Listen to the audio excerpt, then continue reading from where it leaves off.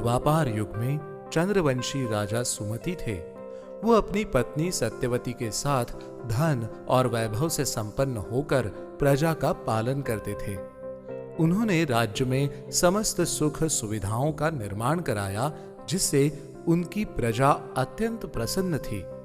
वो नित्य ही भक्तिभाव से रामायण का पाठ करते थे। एक दिन विभांडक मुनि अपने शिष्यों के साथ राजा सुमति के यहाँ आए। राजा ने अपनी पत्नी समेत मुनि और उनके शिष्यों की बहुत सेवा की।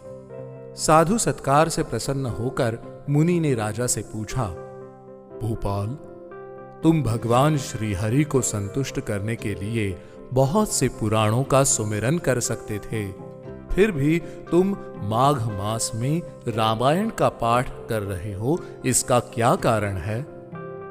राजा ने उत्तर दिया, साधु शिरोमणि, पूर्व जन्म में मैं मालती नाम का शूद्र था। मैं विभिन्न प्रकार के कुकर्म करके अपना जीवन यापन करता था। मेरे दुष्कर्मों के कारण मेरे परिवार ने मेरा परित्याग कर दिया। इस प्रकार मैं घर से दूर निर्जन वन में वशिष्ठ जी के आश्रम के समीप हिरण आदि का शिकार करके रहने लगा। एक दिन विंध्याचल पर्वत से निष्कासित निषाद कुल की काली, जो कि इस जन्म में मेरी पत्नी सत्यवती हैं, वहां आई। इनकी जर्जर स्थिति देखकर मुझे इन पर बहुत दया आई और मैंने इन्हें आश्रय दिया।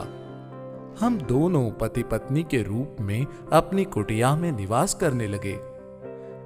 एक दिन हम लोग निराहार होने के कारण ना चाहते हुए भी वशिष्ठ जी के आश्रम जा पहुंचे। वहां माघ मास में रामायण का पाठ हो रहा था। अपनी भूख को शांत करने के लिए हमने कथा सुनी और समापन पर प्रसाद भोजन आदि पाकर अपनी कुटिया लौट आए। इस प्रकार हमने 9 दिन रामायण का पाठ सुना, जिससे भगवान मधुसूदन प्रसन्न हुए और मृत्यु उपरांत भगवान के उत्तम धाम को प्राप्त हुए। अतः हे विभांडक मुनि, मैं अपनी पूर्व जन्म की रीति को निभाते हुए मैंने अन्य पुराणों को छोड़कर रामायण का पाठ जारी रखा।